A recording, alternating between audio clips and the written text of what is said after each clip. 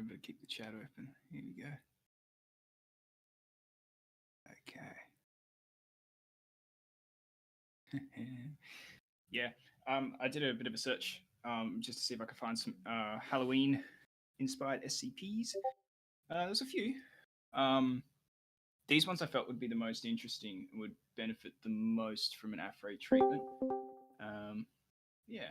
So we'll start with these and see how we go.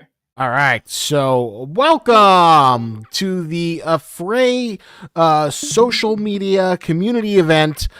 We are here with Kyle Fitzpatrick, who has graciously taken away his time to join us today for a very special Halloween-themed treat.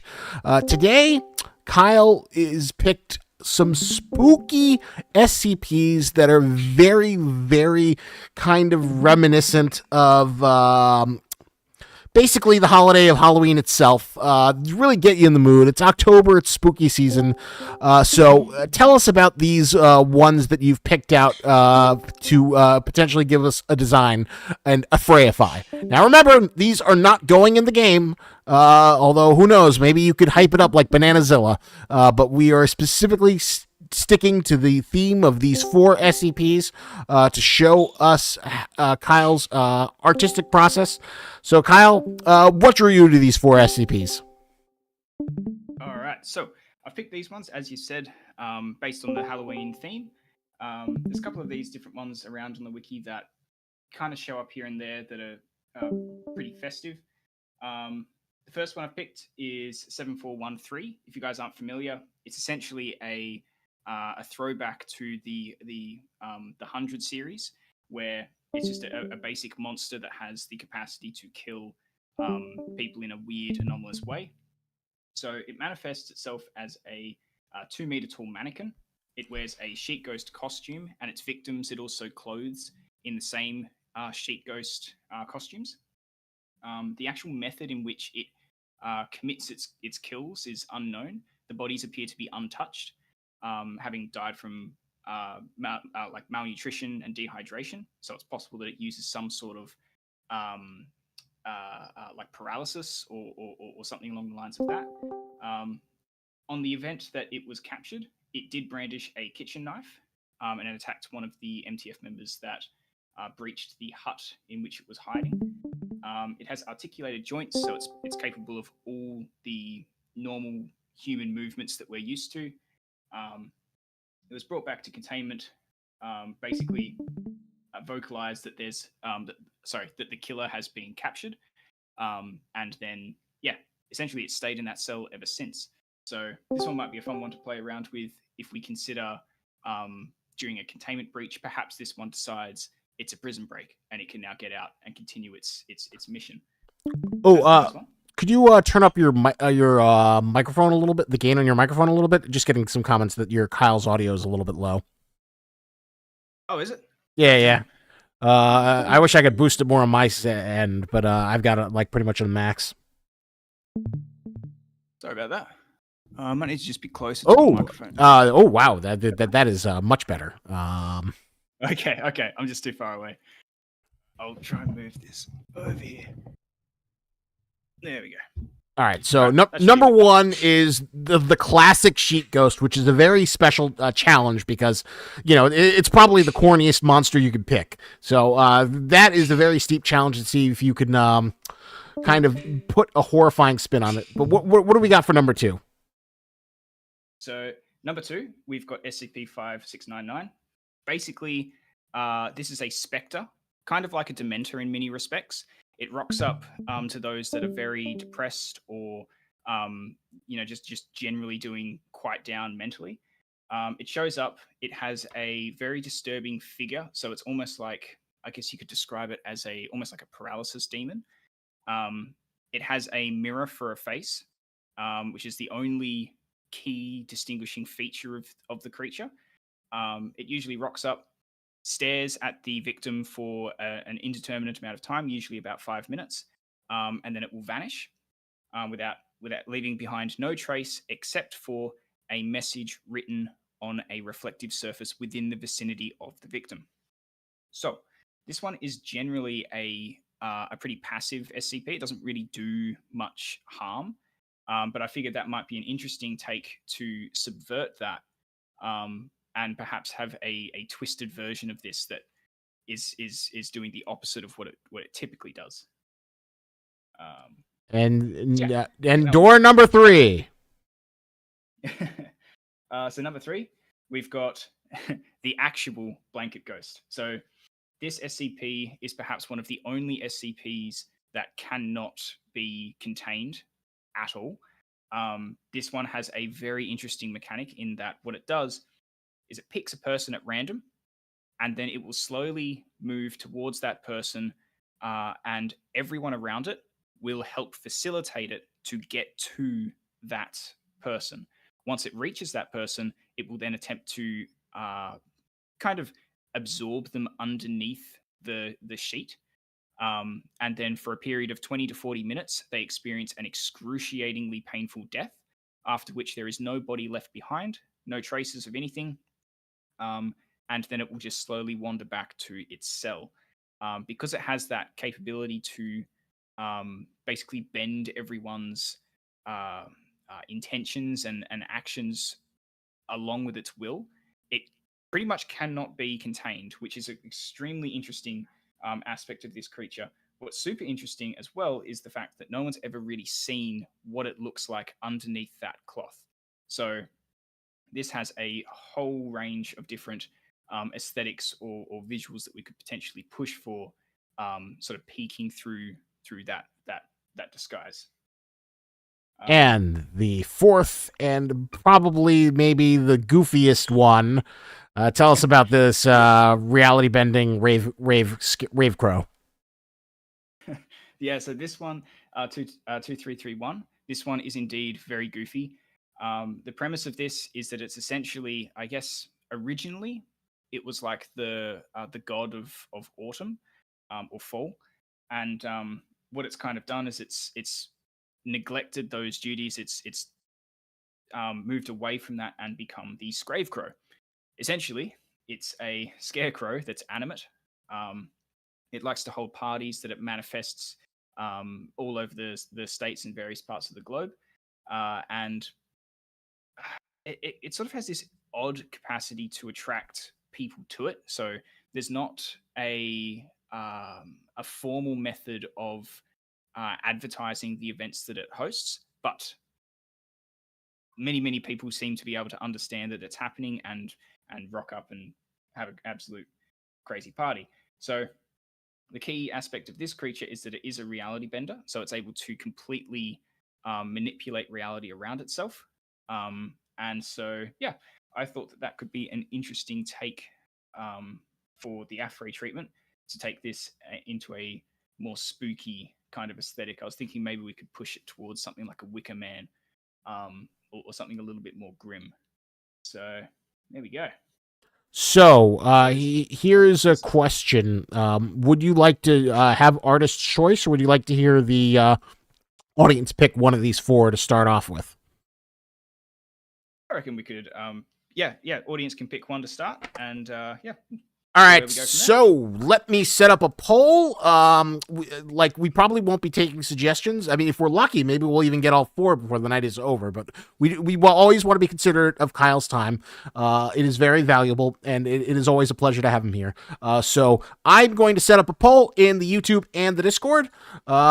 Take a look at these options. They have all been displayed. So give me 1 second. It'll be 1, 2, 3, and 4. So the poll is up in the Discord, and I will have it up on YouTube in 2 seconds. Let's see. 1, 2, 3, and 4. All right, the poll is also live on YouTube. So let's see what we've got. We've got 10 votes. Oh my God, 3 and 4 are neck to neck. between the blanket ghost and the scrave crow. Let's see what's going on YouTube and the YouTube poll.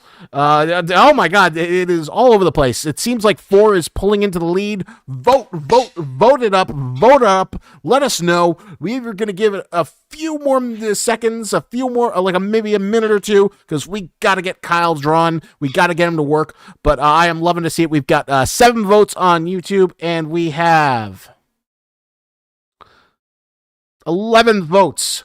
Right now, 4 seems to be the clear winner. I cannot believe it. They are going for the Scarecrow. The Scarecrow is winning. I thought that maybe it would be the Ghost, but all right. We will give it 2 seconds. So all right, we're gonna give Kyle. What was the most recent horror movie you saw? Oh, that would probably have been Romulus. Oh, all right. So you have until Kyle gives his opinions on Alien Romulus, and then after that, the voting is done. So, Kyle, let us know what you thought about Alien Romulus. I thought it was great. Definitely a lot of odes to the original film, which was fantastic. I think they, personally, I feel like the I don't want to give any spoilers in case anyone hasn't seen it, but it's definitely worthwhile checking out. There's many aspects to it that I think were done better. One of which was the facehuggers. I think they did them incredibly well. The use of the practical effects too in this day and age was fantastic to see, and yeah, I don't know. It just seemed very well thought out and well considered. Every scene was very deliberate. There was a lot of I was paying attention to a lot of the visual aspects, of course. But yeah, just everything was framed really, really well. There were some criticisms I know of it being quite dark.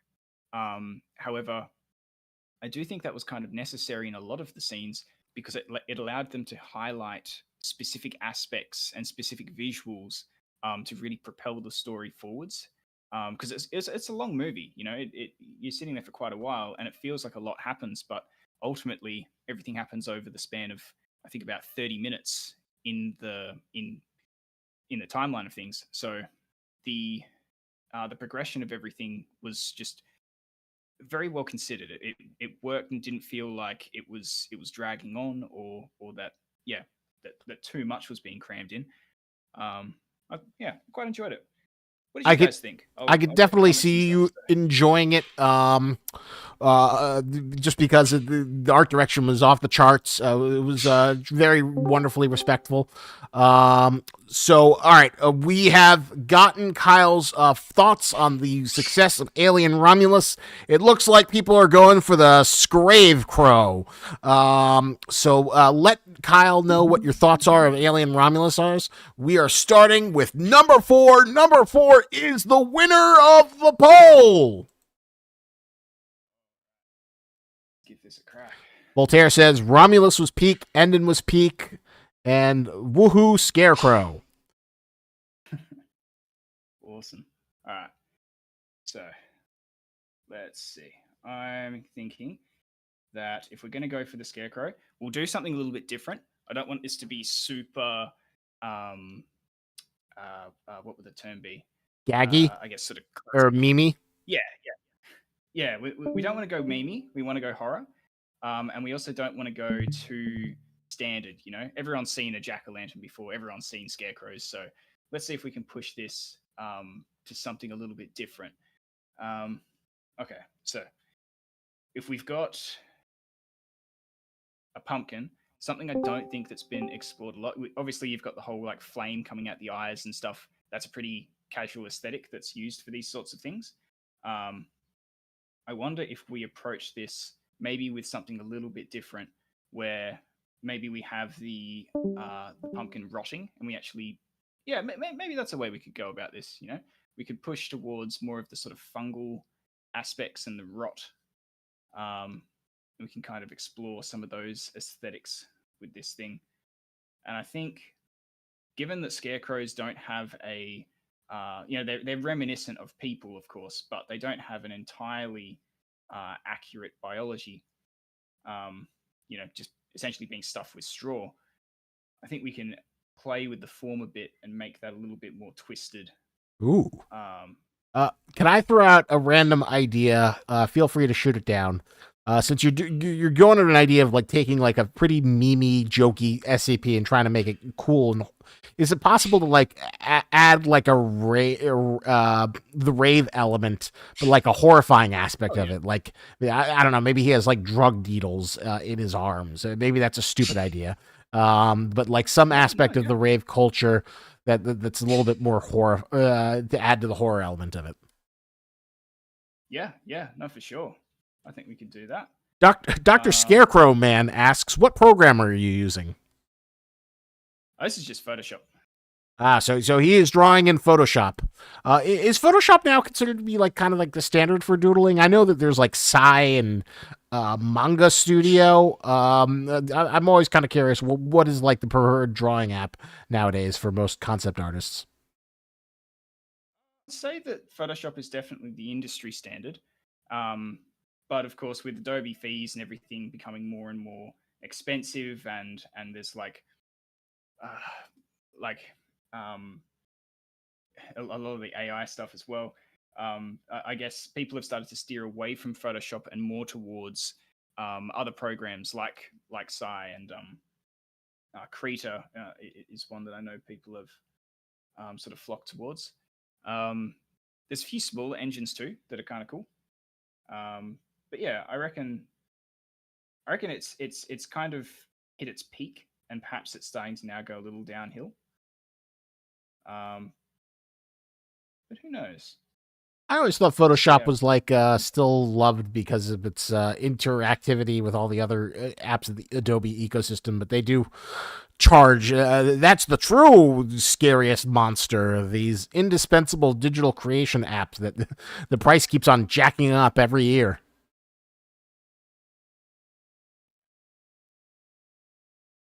Let's see. It's doing really loose at the moment. We'll refine some things in a bit more as we go.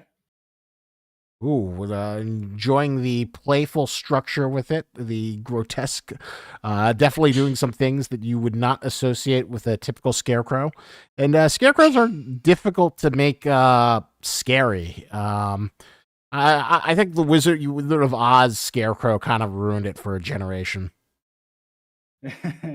Yeah, I mean, it definitely added a different theme to it. Although I heard about a recent movie called Dark Harvest that has like this flaming scarecrow, and I was looking at that, and that was a pretty interesting design. Yeah, okay. I haven't seen it. I mean, have you seen it? I only saw the trailer, so Cool. I have not seen the movie. I was like looking up for Halloween because I'm trying to work on a new movie night where I'll have like a poll for people to like suggest what horror movies, and I was looking up what are the best horror movies, and someone added it on the list of saying that like oh, Dark Harvest, and I was like, oh, what's this about? Because I guess when you think of corn monsters, you think of Children of the Corn. But there is a monster in there, but it's not really a scarecrow. Yeah. Oh, that's fair enough. Okay. You know what? I remember something being interesting written in the article. He like vomits up glow sticks and things. Maybe we could take that kind of aesthetic and push it just a little bit further. So instead of spitting out like whole glow sticks and things, he's just spewing out the fluid. So he has this horrible, vomity, glowing fluid that's kind of sticky and maybe even corrosive to some degree. Sort of leaking all down his body. That might be an interesting take. You think maybe he could have glow sticks under his skin, like you kind of see them, and they're like, it's like exposed muscles, but the muscles are glow sticks, or is that kind of a dumb idea? Oh no, that could work. You know, what could we do? We could probably have like glowing threads, maybe almost like a venous system, sort of running through his body.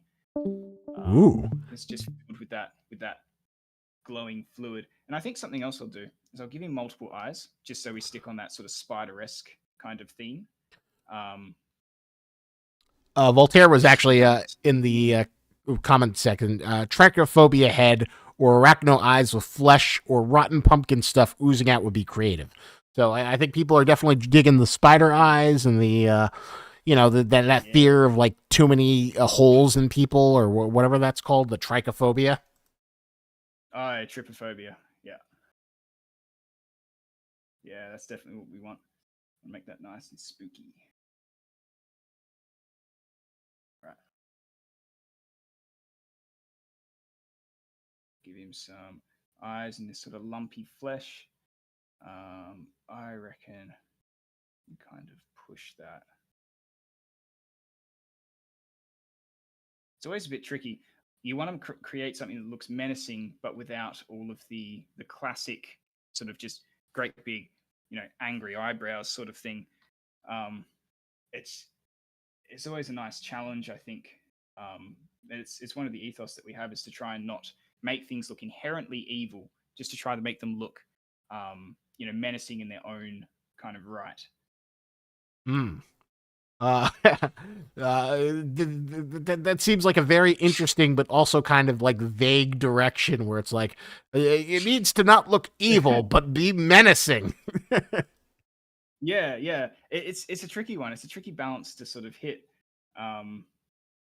But yeah, a good example, I guess, is maybe things like the resonator. Um, you see elements of it that look scary and it looks like it's going to give you trouble, but it doesn't necessarily have. Like if you were to take its face, it is more or it is more or less almost apathetic in how its expression sits. Um, so yeah, elements like that, I suppose, are the crux of what we're trying to sort of achieve there. Well, you gave yourself a very good challenge with the one of the goofier ones. But just Always out of good to give the. in your neck of the woods, are there any good haunted houses? Is Halloween a big deal? It's not as big here as what it is elsewhere. Um, Halloween, particularly in Australia, isn't huge. Like it's still celebrated and everything, but it's not. It's definitely not one of the bigger holidays. It is growing though. There are more and more people sort of getting into the Halloween spirit. Uh, I think from memory, like down south, it's a little bit more. Um, it's sort of kind of celebrated a bit more, but up north, it's a bit less so, and that's just I imagine because of just the popularity of the holidays, I suppose. Um, but definitely down south, there are lots of like horror places. Up here, we do have some escape rooms that are horror themed. I've not been able to go to any yet, Ooh. but very, very keen to get chased around by a psycho and try and solve puzzles. Escape rooms have definitely increased in popularity. I was just curious if they had any whatchamacallit, corn mazes, which have become very popular. Where like here up in the United States, people will set up corn mazes or horror mazes. There's one that's like really close to the Renaissance Fair, and it's a pretty extensive corn maze where they've got actors and they spook you. It takes like a half an hour to go through, and there are like several environments. Like one's like a spooky maze, another one's like an industrial warehouse. They've got all kinds of guys dressed up as like monsters and serial killers, and it's just like a fun spectacle. And they also have like all the fall activities. You could buy cider donuts. You can have pay to have knives thrown at you, all kinds of fun, wacky stuff. So I'm always kind of curious if that stuff kind of exists, outside of the USA, because I know Halloween is a very, very beloved, very commercial holiday for us, but I have no idea how well supported it is internationally. Wow. I mean, I don't think we've got that here, but that is really cool. That sounds great. Oh yeah, What did you say? A cider something? apple cider donut or apple cider donuts. They're really good. They're like What is an donuts. apple cider donut? I don't know what the recipe is, but they're donuts and they're like in cinnamon and sugar and they're very dense and they've kind of got like an appley Christmas taste. Yeah, the best part is they have like them in like little mini ones, so you can get like a little just stack of them and just chomp them down. They're very very tasty, very beloved seasonal treat. Yeah, right. DCR says there was a YouTube series called Something Scary. There was this one story told about a creepy scarecrow attempts to kidnap the child and ends up taking her older sister while her parents are away for a weekend, ending up with her in the house with the monster hiding when a voicemail plays. From there, the parents on the voicemail machine saying that they're going to be gone for a week. And Viking says, That "Stop sounds talking, fun. make it. I'm getting hungry here." I'm sorry, man. The apple cider, the cider donuts are just too darn good. Fingers crossed. Maybe you'll come here for a game developer conference or what you call it, a gaming convention, and then you'll get to maybe try some because they'll be in season.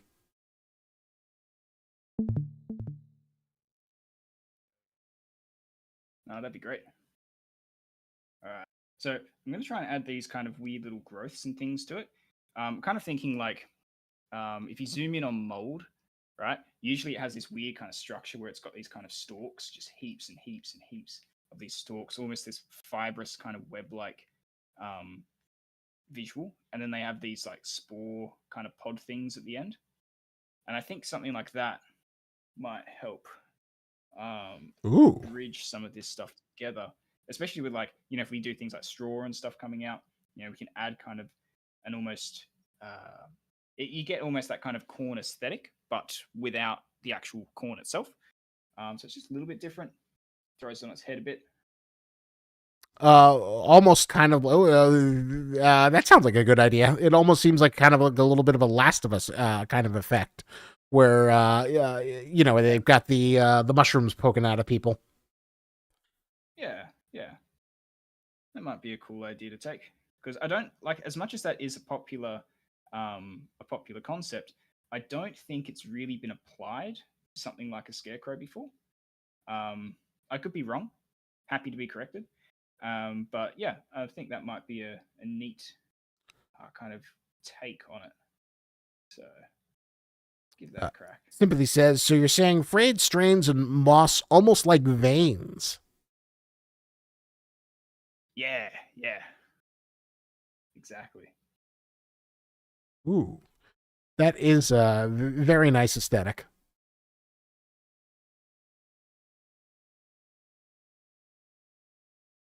A real lumpy kind of bottom jaw. Get some little details and things in there.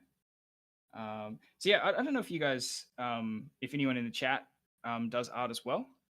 But yeah, if you're unfamiliar, like a few really cool techniques that you can do just to give things a bit more detail and stuff as you're progressing, is if you draw your larger forms first, and then you come in and just, I do this. I don't even know what to call it. I just kind of dot random little sort of light bits of detail and things. I kind of stipple dots and things here and there, add weird lines and lumps, and it kind of lends itself to this interesting organic feel, which works quite well. And I mean, as long as you keep it kind of messy, when you come to shading and adding color and shadow and stuff, it becomes really really quick and easy for your brain to kind of recognize what forms are what. So like to create the lumpy look, you keep some areas spare, but then you detail in closer towards those crevices and cracks. Helps make that feel like it's bulging out somewhat. Ooh, interesting. So would you almost say that it's kind of like a cross hatching technique, like that it's used in art or comics, where you like kind of like use it to create detail? Only this is more disgusting detail. Yeah, exactly. It's like the cross hatching is specifically for creating that kind of shading technique, um, or the kind of the woodcut look, I suppose. Um, So yeah, it definitely along the same vein. Ooh, getting a very nice look at this. I dare say, whatchamacallit, DC Comics needs to hit you up for their next Scarecrow revamp.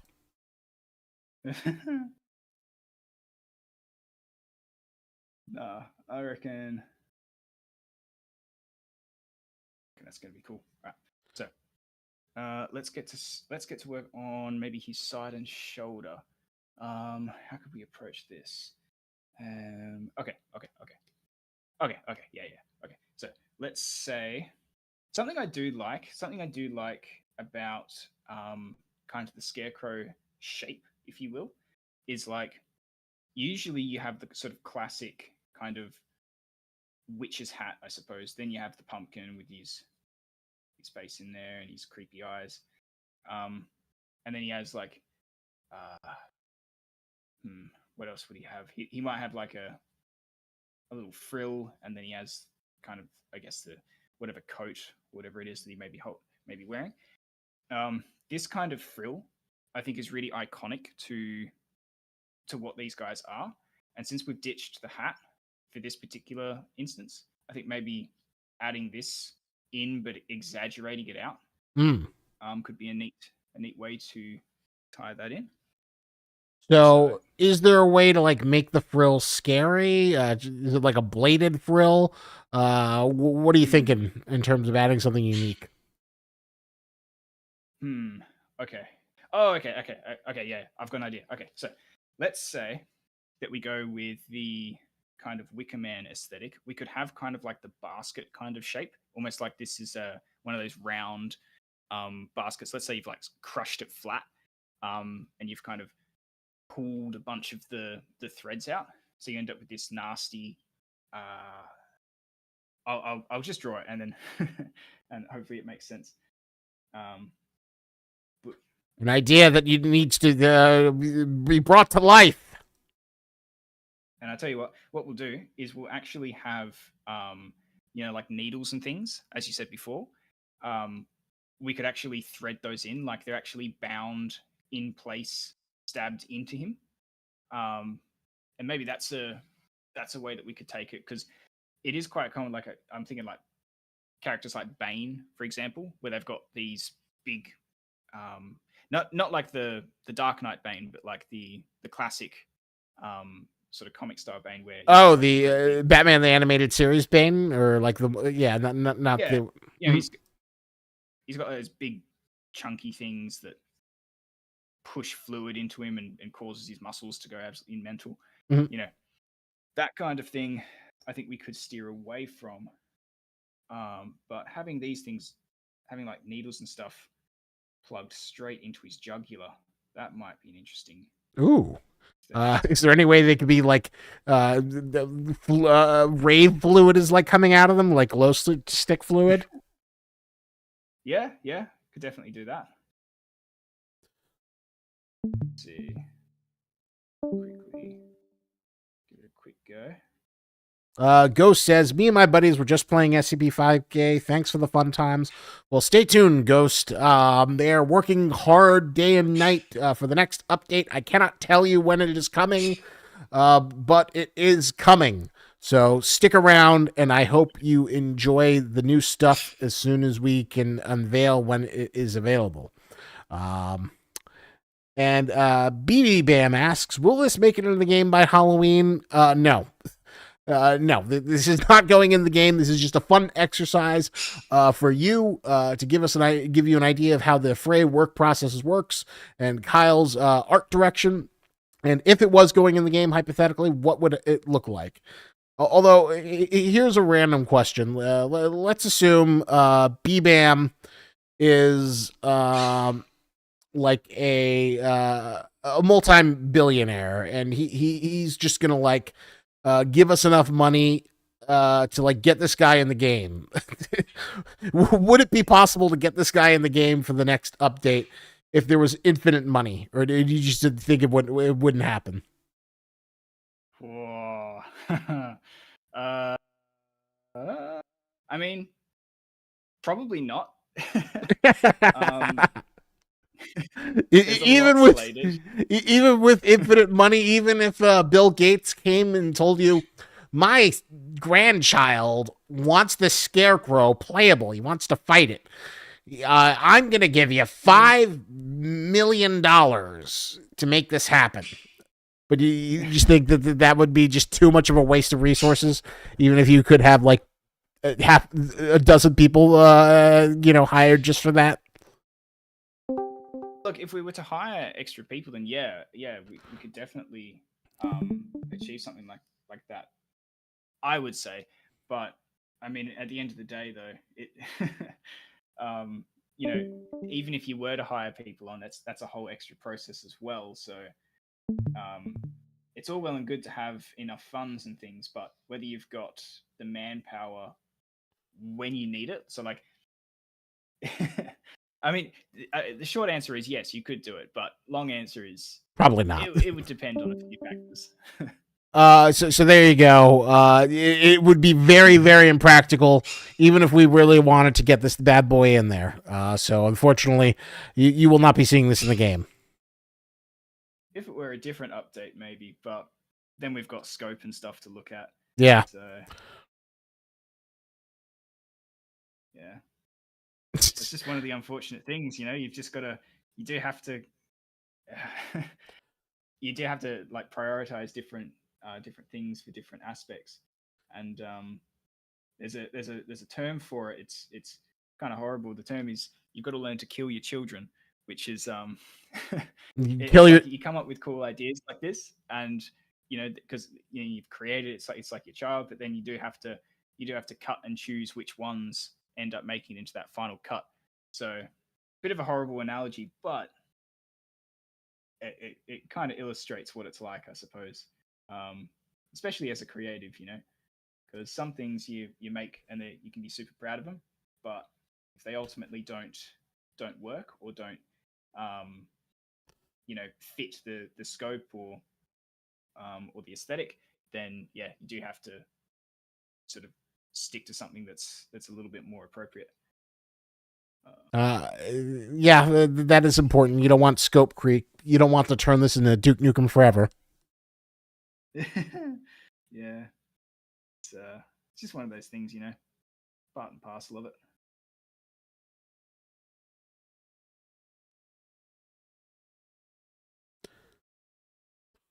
So I like the menacing sticks that are coming out. Is this sort of your version of the frill? Yeah. I reckon, like I said before, like maybe kind of Wicker Man style. So you're gonna have like these kind of twisted branches and things, kind of all weaved together. I might need to speed it up though, just because don't want to run out of time. Just working on sticks. I do get caught up in doing the details and things. I'll find these points where I'm like, no, this is great. This is gonna look sick, and I'm having fun doing it. But before I know it, a whole bunch of time is burnt past.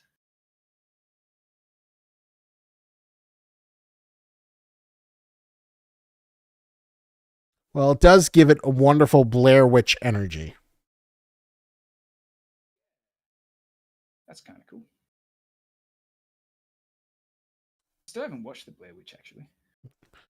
Surprisingly, I have not either. I just seen the Blair Witch in like diagrams. Although that is like a definitive classic that like single-handedly kicked off the found footage genre. Yeah, well, that was the marketing for that film was insane. There was really nothing that came before it that was like it. You had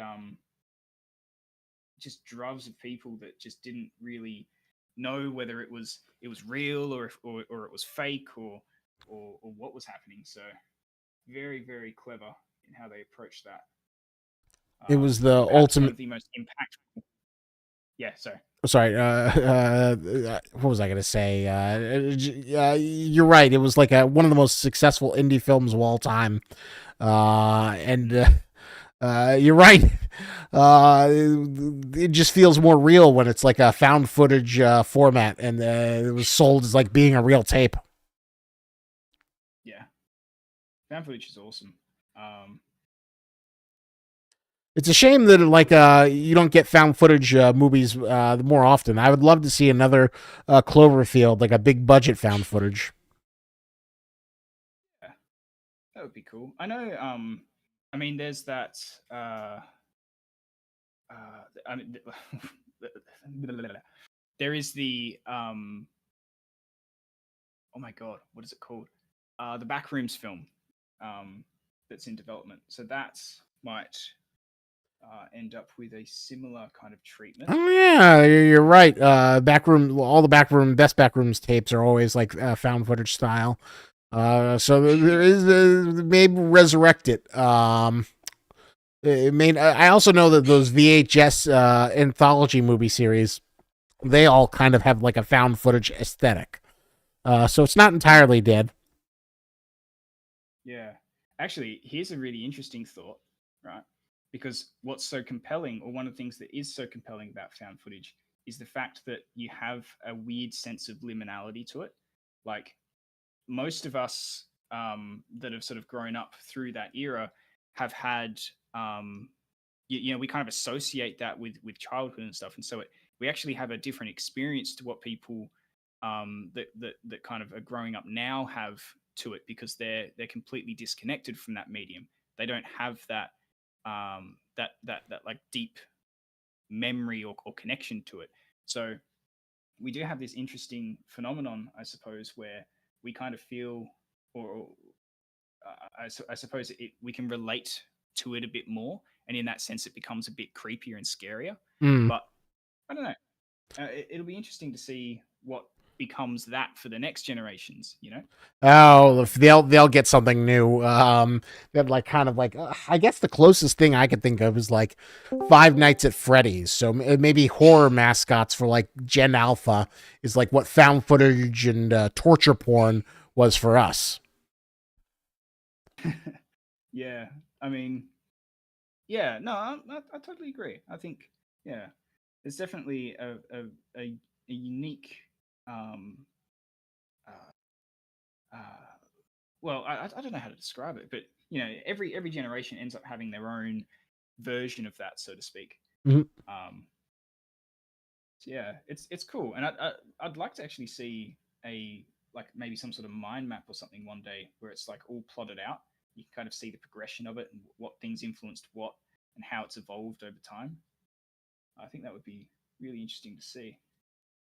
It would be absolutely fascinating to like look at horror movie genre trends because there is an ebb and flow of them in terms of like what comes and becomes popular.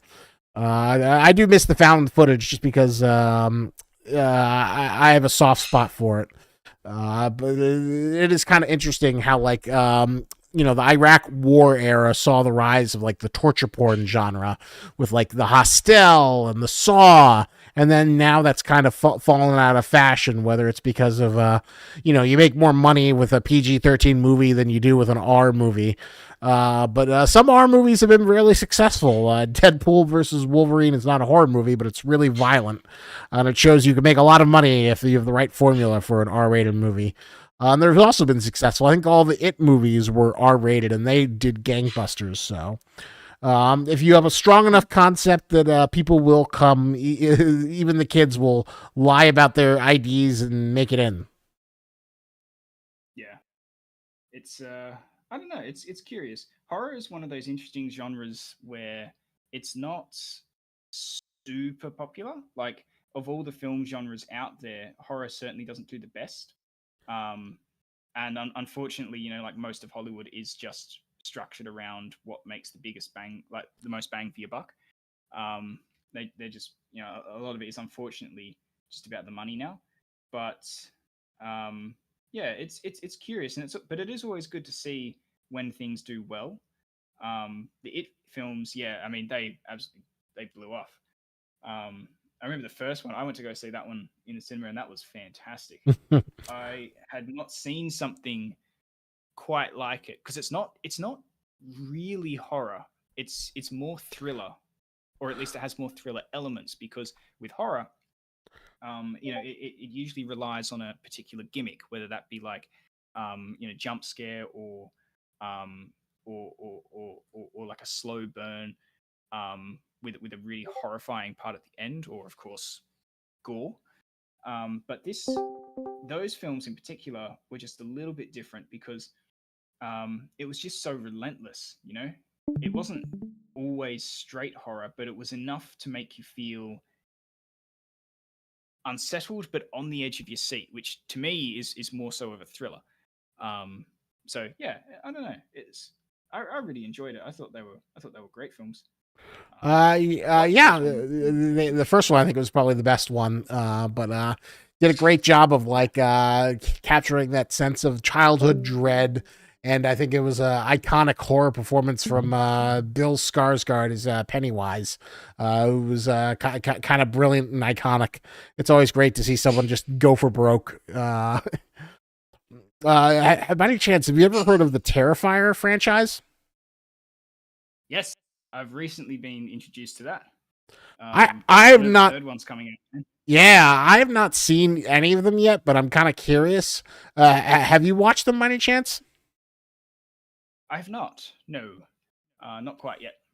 I keep on, being told that like, oh my god, the gore is so ridiculous or it's so over the top, and I'm like, I don't mind gore, but I'm always afraid it'll be like, there are a few things that like, really make me, anything with veins drives me crazy, so I'm always worried that like, veins and tendons are the part that like really, freaks me the hell out. Yeah, no, that's fair enough. But I know that like. Yeah, everyone's got their points. So part of me is like, the marketing for the third one is like, oh my god, it's so violent that people walked out, people vomited during the screenings. It was so graphic, and it's like old school Hollywood. And it almost makes me afraid. Like, oh no, can I handle Terrifier? Yeah, it's interesting. I mean, I'll be keen to watch the films. I actually think that the original design of the Terrifier was a bit more scary than what they've currently gone for, because it felt homemade. It felt less refined, Mm. and there's something in that, I feel, for that kind of horror, where there's this. It just like, I don't know how to describe it. It's like there's less emphasis put on the showmanship and more so on just creating the terror. I don't know. It's a hard thing to kind of describe, but yeah. Well, I encourage people to go look at what the original looked like. It was quite a spooky look. for the original Terrifier, or is there another movie? Oh no, actually, that's what it is. Sorry. It's like, yeah. For the original Terrifier movie, it felt more realistic, right? Mm. Because to see someone with the whole contorted clown face and stuff, like, yeah, that's scary and all, but it feels less like it could happen. Ah. Having it less refined, having it feel more homemade, feels scarier because it's like, yeah, nah, a messed up neighbor could potentially do that. Like, and I don't know. It's just there are aspects to designs like that. That is a good explanation. The idea that like what makes it so scary is the fact that it feels like you could see it in real life versus like a super professional ultra makeup like that you'd see it in a Marvel movie. Feels too good to be believable as something that you could see, versus the Art the Clown feels like maybe someone could dress up like that and corner you in your house. Exactly. One of my favorite horror movies that's really kind of somewhat in that vein, but not entirely, is, have you ever heard of Behind the Mask, The Rise of Leslie Vernon? I don't think so. It's really. Oh, sorry. Oh no, you're good. I would recommend anyone here watching this to go check that movie out. Basically, what it is it's kind of like it starts out as a documentary, but the premise is that the people who are filming it, they're like, this is a universe where like, movie killers exist, like Jason, Freddy, Michael Myers. And so you basically have this guy who is like practicing and getting ready to become like a movie killer. And he's about to do a spree. He's like stalked this girl, and he's got a guy who's going after him to try and stop him. He's got all the elements out, and they're kind of like, he's not going to really do this. This isn't going to happen. But then he's like, hey, I'm going through with it, and then they try and stop him. But then he like disengages, and then it becomes a horror movie where it's like they're trying to like stop him from killing the people he stalked because they know all of his tricks, but he's adjusted his plans because he knows that they've gone rogue and they no longer have the behind the scenes access for him. It's a great deconstruction of horror movie tropes. Very underappreciated movie. And then there's this great quote from it in the trailer where it's like, do you know how much cardio you have to do that thing where it looks like, they just keep running, and you're just behind them walking? It takes a lot to build up to that. That's sick. I have to give it a raz. At the very least, I'd highly recommend you see the trailer for it because it does a good job of like kind of giving you an idea of the tone. Sympathy says kind of like how retro horror looking horror games are way scarier than they should be. There's something uncanny about it. Yeah, it's that uncanniness, that really helps to present that offsetting feeling. It's interesting, and like I was saying before, like it changes from generation to generation as to what screams the most uncanny, so to speak. But yeah, it's awesome. Well, it's always good how like new horror icons rise and fall. The thing about the Terrifier movies that's so interesting is that they were Kickstarter. They cost like next to no money, but the second one made like $15 million. So it's like a ultimate cult film triumphing against can do gumption. It's the kind of success that it almost doesn't happen anymore, but it's really encouraging when it does.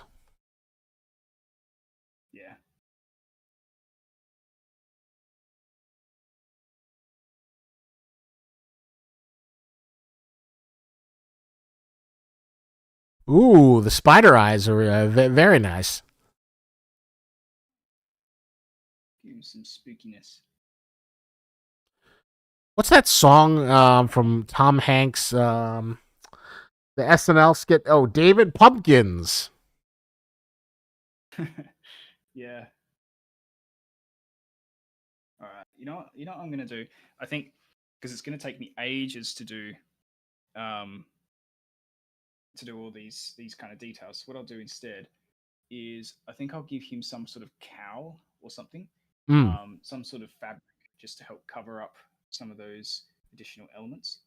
So I might do some still shredded fabric, still though, but get some of that really thick fibrous stuff, like what potato bags are like made of, like the Hessian bags and stuff. I don't know. I really like all that kind of torn, shredded, fibery kind of stuff.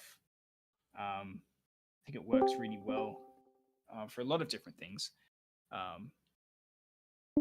but especially in like just in models and things. You add a few alpha cards to the end, and it just makes it look super raggedy, and I don't know. It has a whole kind of aesthetic to itself that lends itself very well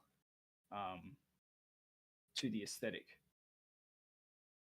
Well, potato sacks are an icon of the scarecrow aesthetic. So I think you are on the right track. It is a classic element of the design. Oh God, you know what the Scarecrow reminds me of? Have you ever heard of the I forget what the name of the park? Evermore. Yeah, Evermore. Have you ever heard of Evermore? No. Evermore was supposed to Evermore. be like this like imagine a Dungeons and Dragons theme park where it was like an interactive fantasy with like actors and they would be like NPCs and they would give you quests. And it was supposed to be like a dream theme park for fantasy nerds, but it never quite lived up to its full potential and it was never quite fully finished. But they would do like seasons where the idea would be like to encourage people and locals to come for different seasons. So they would have like a Halloween season and they'd had a scarecrow character you could talk with.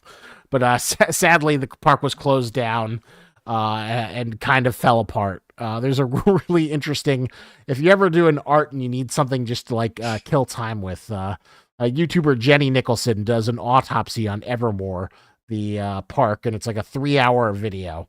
I highly recommend it. Yeah, right. Okay. That sounds kind of cool. I wonder how many parks, how many parks and things have been developed like that. Not. There's definitely been a few here in Australia too, but nothing. What kind of parks do you have down in Australia? I have no idea, like what amusement park culture is down there. We don't have too many. Like I'm kind of lucky. I live nearby to a few like places with roller coasters and things, which is great.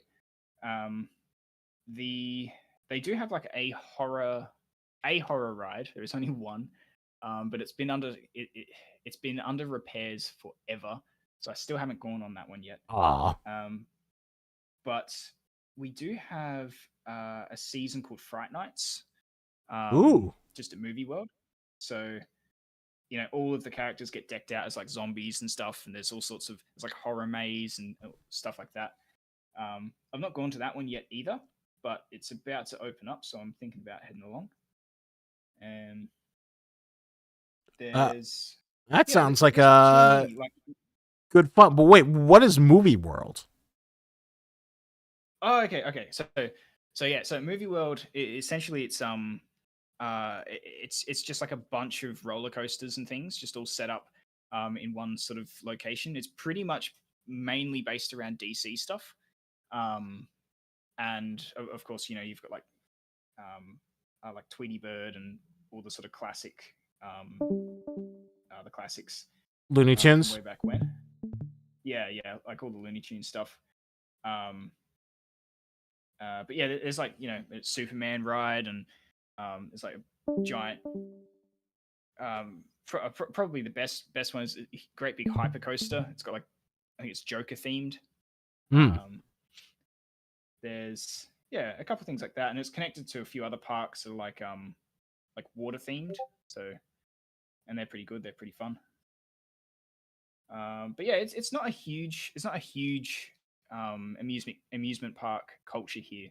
Not as big as what it is elsewhere in the world. So is that like kind of like your version of Six Flags? I have no idea what that is. Because it sounds like it's like a Warner Brothers kind of attractions elements, which is what Six Flags is kind of like. But I'd have to look in to see what the licensing rights are. The theme park culture is always interesting. Oh, but we do have a special question from DCR. Question for Kyle. If you were to be hunted by a xenomorph, what would you rather be hunted by? A xenomorph in a spaceship or a predator in the forest? Which would you choose?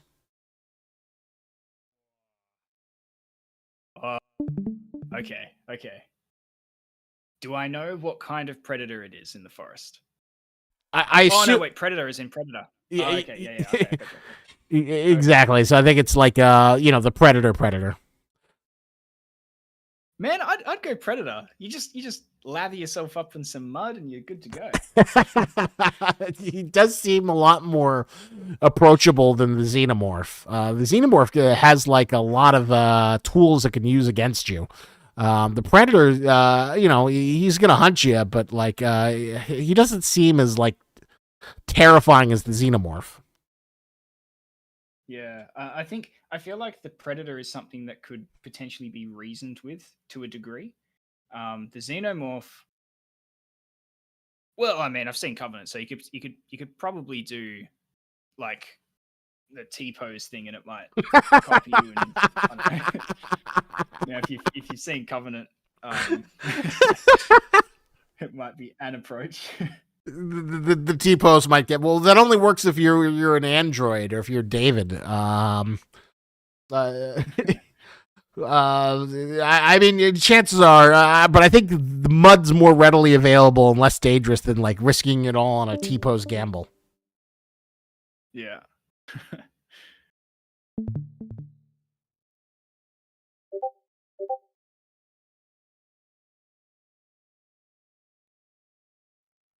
Apply some texture to that. I think that would come across as pretty decent material. All right. DCR added a complication. He says they're most advanced type, so this was where it gets a little complicated. There are multiple predators. There's the regular predator from the first movie. There is the Alien versus Predators.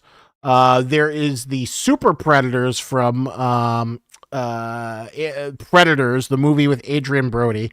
Did you see that by any chance? Yeah, I did actually. Yeah, exactly. So they have like regular predators, and then there's like a super predator, and then there's the mega predator from James Black's The Predator, which is probably the toughest predator, but kind of like that was also the movie where the predators want to like use the power of autism to become superpowered, which is really really stupid. Yeah, they went a bit off rail, I think. Unfortunately, yeah, that movie was kind of terrible.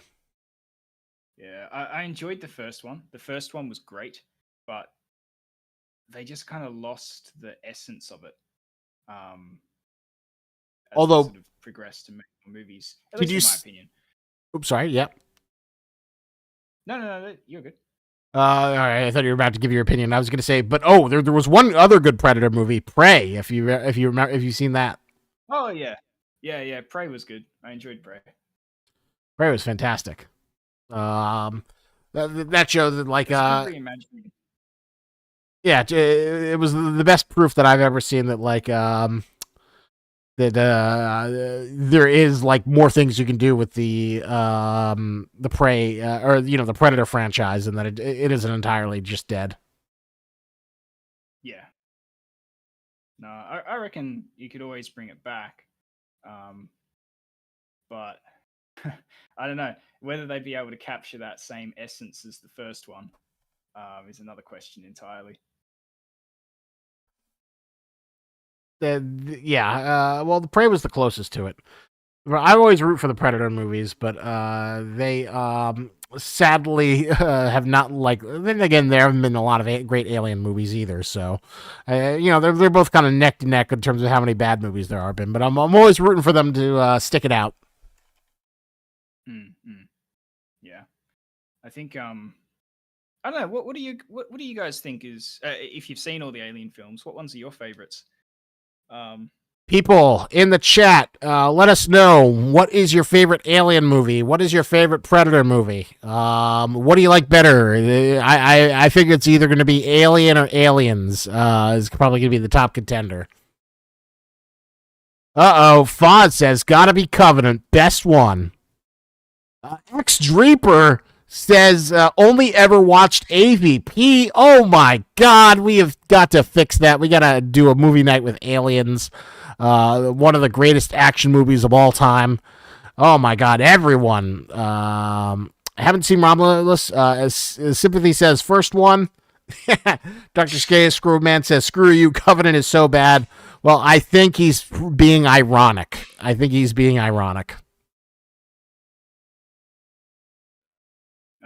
But speaking of that, like, I wonder, are there aspects between the visuals of those of those films and things? I know it's a different genre; it's sci-fi, but are there visuals that you guys really enjoyed in those films that you think apply or have similarities to things that you've seen in 5K? Well, I'd say that, like, wouldn't you say that Alien has some I think anything that has like a squad fighting against monsters has a little bit of Alien DNA. Video games have been ripping off Alien for decades. Deadly Fork oh 05 says the video game was fun and exciting news. Apparently, Alien Isolation, the cult classic, is getting a sequel that's in early development. So eventually, we'll see that.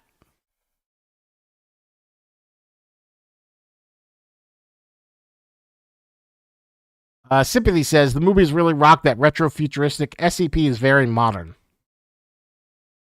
They are very different.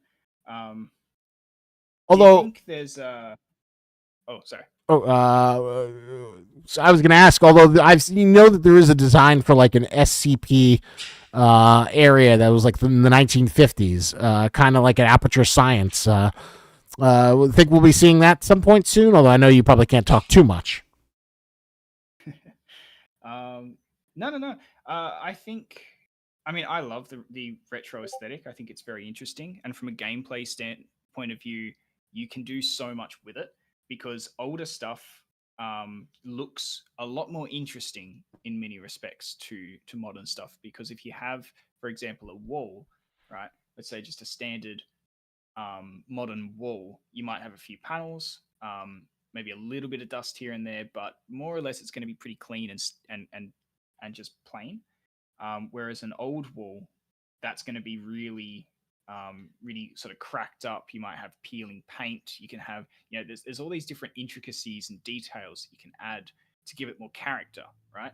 And so I think that's something that we can definitely apply in 5K, in particular to later areas, perhaps that we can sort of push that aesthetic and kind of capture that essence, which would probably work quite well because you enter Area 12, of course, with all the modern stuff, and then if you start to progressively see more and more older stuff, then all of a sudden you have this really interesting dichotomy between the aesthetics, which depending on the sequence or the particular area and the creatures that you're fighting, could actually change the experience and make it more impactful.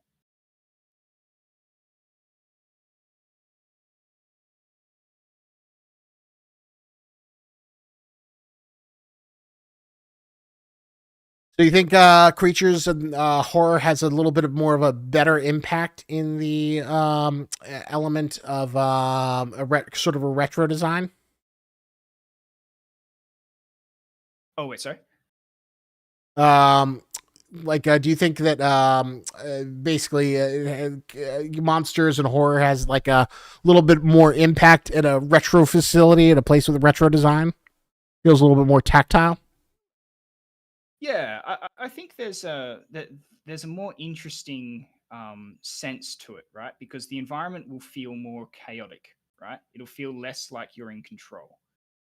If there's more stuff just around that's kind of blocking your view and kind of messing with your perspective, or you know, making the environment unfamiliar, because something that's scary, right, is being in an environment that you don't understand, being somewhere that you're not familiar with, right? Mm-hmm. And so I think if you come from a space that's really kind of modern, because we live in modern spaces, we are around them all the time, so we're very familiar with those spaces. But the moment you enter an older space, it then becomes a lot more interesting because you don't necessarily spend as much time in those kind of places, and so it kind of it displaces you into a more um, uh, just a different location, and that I think that adds to the experience in many respects. So, Mm.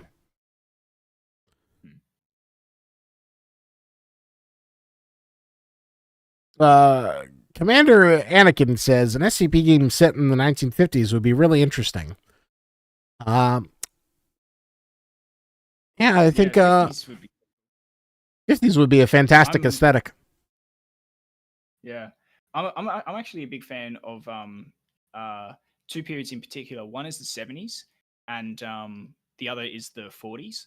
The 40s was really interesting just because there wasn't much like graphic design stuff around. It was very much just about like function, which is just very compelling. And then the 70s, of course, they had this whole kind of different aesthetic where they took everything and kind of made it deliberately look older. Um, so that's kind of cool to see, with all the like muted color tones and um, really simplified forms and things. It was, yeah, I think it had a very unique look to it, which unfortunately we don't have anymore. We don't get those whole large movements of things being just different. We kind of have hit this point where it's just it's what I call artistic pluralism, right? We've got every aesthetic from every time period all kind of happening at the same time. We don't have those distinct movements of visuals and architecture anymore. It's true. Nobody really does horror in like the 1940s aesthetic. It is kind of like a big missed opportunity. Mm-hmm. And I just trying to think. Would be interesting if you did like a mob story set in the 1940s, or the art direction with that would be fantastic. Yeah. No, definitely. I think it's one of the things that made like things like Doctor Who super popular is that it plays with all different time periods and stuff and contextualizes kind of horror stuff in different areas. So it's definitely something I think we can apply to SCP, and in particular our game, because we have Area 12. Area 12 is a huge facility, right? And this thing is all dug underground. This thing probably would have been there for ages. So there's definitely a lot I think that we could push with for that. Deadly Fork. Curious to hear your thoughts. Deadly Fork 06 says, I'd personally like to see an SCP game that puts you in the shoes of groups like the Chaos Insurgency or the Serpent's Hands. Or maybe 5K could add something as such. People really love the Chaos Insurgency. It's always people, at every one of these events, there's someone who says, is Chaos Insurgency making it into the game? I guess there may be a close second to the GOC. Yeah. It does seem to be very popular. I'm actually curious. What is it that you guys really like about them? I'll admit I haven't actually read up many articles about them, but yeah, I'm curious. Yes, let us know. I do see a question. Oh, sorry. I do see a question from DCR as well. He's asked if there's anything that I would want 5K to improve on. Yes, there are lots of things. Of course, we are early. It is early days. We do have a lot of bugs and things that I think we can definitely improve on. And most of the areas that you see are unfinished. We've got so much artwork and so much work that you guys haven't seen. That we're really pushing to improve things with that. I'm just very excited for you guys to see exactly how we approach that stuff when it comes to it, because there's just so much you haven't seen. It's really cool stuff too. Like, yeah, we're constantly working to make things better, and I don't know. Yeah, I think you guys will like it, especially with the next update. I think you guys will really appreciate what we've done with that. Definitely going to be one of the best updates that I think we've ever had, and it's going to make it very, very. It's going to definitely set the bar for the next ones after that. So there's all kinds of secret art and cool stuff that you've yet to see, but little by little it will be unraveled soon. Not as soon as you'd like, but soon. Yeah, Deadly Fork. Deadly Fork says primary reason being because trusting SCP-5 Chaos Insurgency lost its way. I like the Chaos Insurgency. Takes a more paranormal mind controller approach. It's interesting to see a group that leans more to the occult fashion. And Commander Anakin says, I like the mystery of the Chaos Insurgency personally.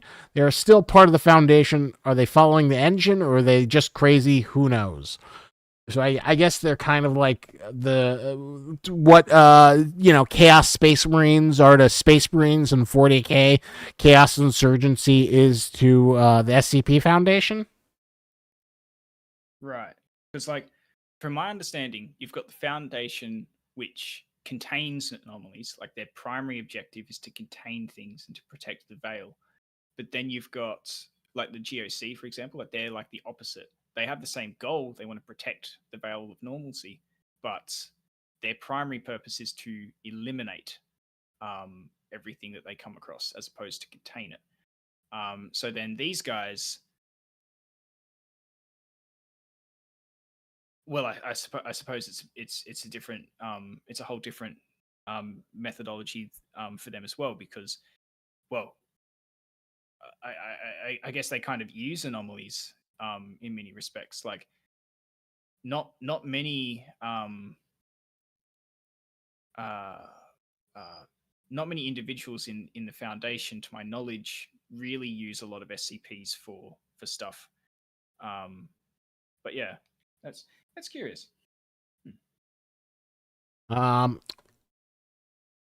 there's also people asking because they use the anomalies for destruction and control. So they have like a slightly more malevolent bent. Although I guess in the 5K storyline, the Foundation is also much more malevolent than it is normally. So I can see why people want to see them because it would be interesting. Like, we were supposed to be the crazy ones. Now they're doing all the stuff that we were supposed to do. Well, we're not going to let you. Oh God, not the best example, but by any chance, have you seen the latest season of the Rings of Power? I haven't. You're not missing much. It's kind of a dumb show, unless you're like a big Tolkien fan. But the reason I bring it up is, I guess, in the second season, everyone's like, "We gotta fight Sauron. Sauron's so bad, we gotta fight him." Even though like Sauron's not as powerful, he's just like a guy who's manipulating people. He doesn't really have an army, but like there's this evil guy who controls the orcs, and he's like, I gotta find Sauron. There's an evil wizard who's like, I gotta find Sauron. And basically, all these evil people and the good people are fighting over the fact that they're trying to fight Sauron, even though they should all be teamed up together. So I guess that's kind of a chaos insurgency and the D class and all the other factions. They're all fighting each other, even though they should be teaming up against the SCP Foundation and their dark reason for committing the omnicide. Mm-hmm. Gotcha. Yes, Scarecrow. Rings of Power is not good. I've seen plenty of videos from like Tolkien fans about like how it kind of like messes up all the lore and ruins things. But it was the best comparison I could think of, even if it is kind of like dumb.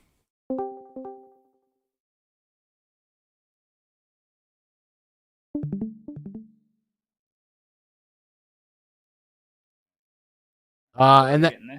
Oh yeah. I love the little vestigial like pumpkin things that are coming out of it. The little growths. That's a really cool touch. Someone is asking before: will this art be posted on anywhere? Probably not. I would love to post it, but the big fear is that we don't want to like create expectations that we're not going to meet. Because no matter how many times I say, "Is this going to be in the game?" And then say it's not going to be in the game, I'm sorry. People are still like, "Oh, is that going to be in the game?" So as much as I'd like to post it, it's too difficult to battle the threat of misinformation. Shame. I wish we could put it in. I wish we could put everything in, but we do have to prioritize. Yeah. We've only got so much bandwidth. Who knows? Maybe there'll be like some way you can convince Trey or Bowman to like let you put these sketches as like findable documents. That would be a really really cool Easter egg. Yeah, I mean that might be a possibility. Um, having the concept art be something you can pick up. These could even potentially be sketches and things from scientists and things like that. Things that Exactly. they've actually sat and sketched out just while observing, or just being bored, stuck there guarding something that doesn't do anything. A guard's doodle. Yeah, yeah, exactly. Um, let's give him a little bit of a stalk over here.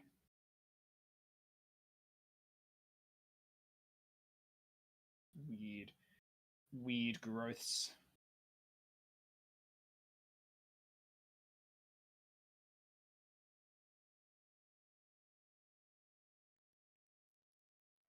And I can add those sort of fungal spore things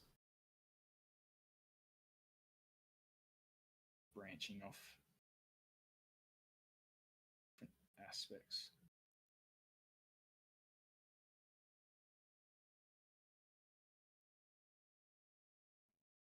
And so, in terms of a gameplay point of view, this guy, I wonder, maybe this dude would be a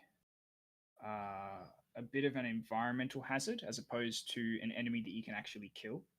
Oh, so He is would a he be reality bender. unkillable? And then, like, if you get too close to him, he just forces you into a rave loop that you can't get out of unless you're like woken up by another player.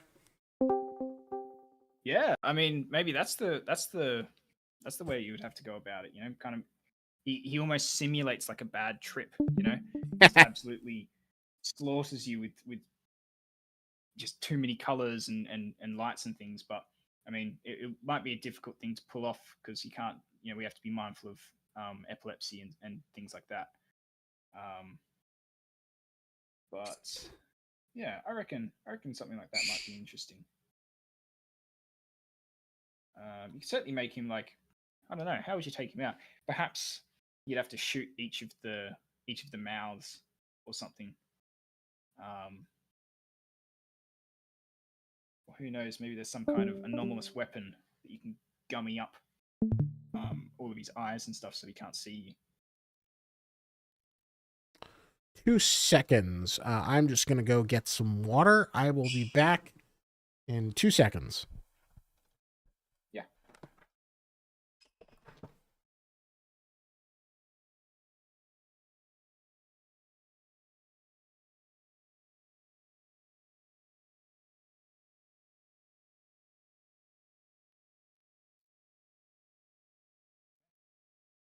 Slowly getting there.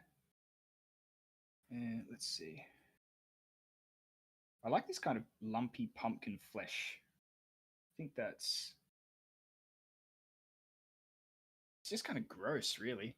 I mean, it's not communicated yet, but I'm not thinking of it being like orange. Like, I think, yeah, his head could have some orange in there, but I'm kind of thinking like, when you leave pumpkins for too long and they kind of go And blackish I'm and they get that like horrible green color with all the mold. I think that kind of aesthetic might be nice for this dude. thinking about color considerations. Yeah, yeah. Just wondering what kind of hues and things to use, because like if we go with the classic orange, it's going to be pretty standard. Like I think we could use a bit, but I don't want to just stick to that. We went with the sort of mold. Oh, like God, if you came to like texturing, you could actually probably get um some sort of like almost fuzzy quality. How like mold has that powdery aesthetic. Mhm.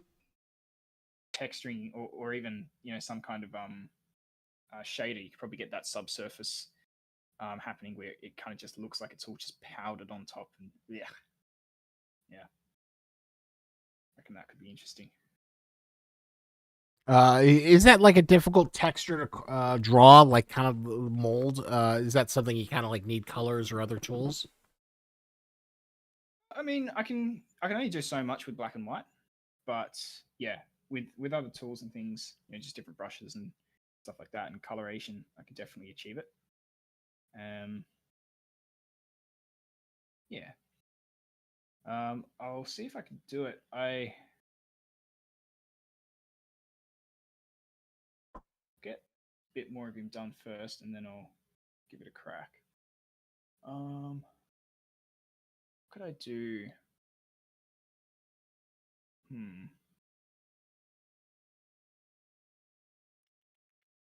Kind of thinking. I don't want him all to be just pumpkin flesh. Want to well, all right. Here's a dumb idea, but I'm gonna throw it out there. Maybe how about like bio-organic with like DJ equipment? So like maybe as a speaker or a turntable that are kind of like in his body. So that way you can have that kind of like David Cronenberg metal flesh Tetsuo the Iron Man aspect that might be a little bit different than your traditional design. Yeah, yeah, that could definitely work. Okay, so dun, dun, dun, dun. How would I go about that? Hmm. Drawing him at a weird angle, so it might be hard to communicate it. But give it a go. Do a different color. So let's say I gave him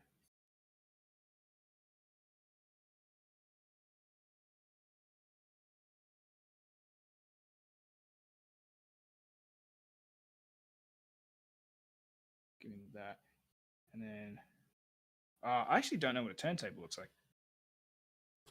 Really? No Yeah. raves down there in Australia. Oh, mate, you're always on the other side of it. If anyone has always any up high on a table. If anyone has any good turntable references, please link them in the chat. Blue Dodge asks, "Is that art of an SCP creature or just a little doodle?" This is art of SCP. Which one was it? The number? SCP-2331, the Scrave Crow. So just to let you know, if you're just joining this fresh, Blue Dodge, this is a fun artistic exercise where the art director, Kyle Fitzpatrick, is taking a spooky Halloween-themed SCP and designing it using the Fray style. So if this SCP was to make it in the game, but it is not, this is maybe what it might look like. And I think he's doing a fantastic job. So this is an SCP creature that he is giving the Fray wonderful look and design towards. A very complex design. I'm impressed with how sophisticated this is. Just it's just a bunch of random stuff, but it works. It's seems to be working all right. I reckon. Yeah, I agree. Definitely needs more like DJ equipment and stuff thrown into him. We're just gonna do this glow stick fluid um, and just kind of get that going. When I was a kid, there was nothing more terrifying than seeing like cracking a glow stick open, and then it just came oozing out, and they would always tell you, "Wash your hands; it's gonna get you infected." I remember a few parties where I had mates kind of they definitely burst a few of them. Tried to paint themselves like glow in the dark paint. Oh God, how did that go?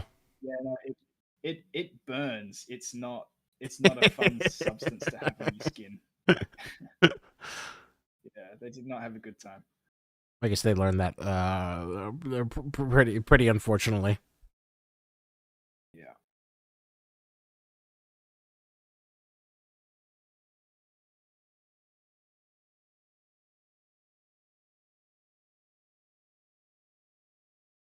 Okay. Now, all sorts of different colors of glow sticks, so I reckon I can do this kind of multicolored. Omri Boy Sunuki says, anyone else see the video of the kid microwaving a glow stick and it blows up in his face? I have not, but that sounds like a classic piece of internet lore.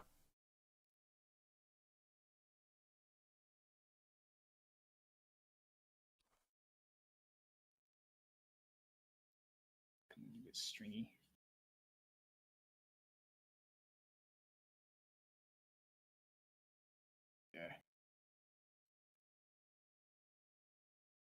Pretty gloopy. Ugh. Okay. Let's give that.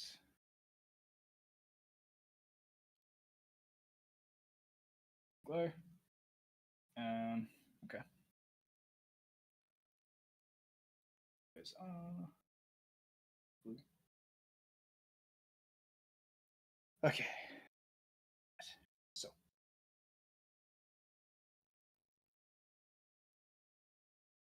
yes, the rave equipment. Okay, so you know what? Let's start with what I do know the aesthetics of. So I reckon we can plug like various like leads and things into his arm.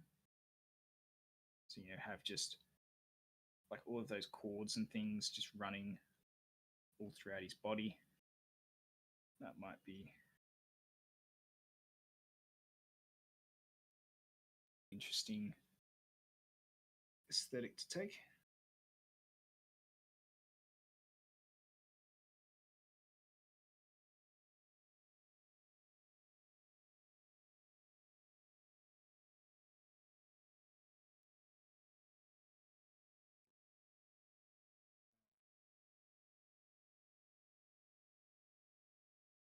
Ooh, nice wire.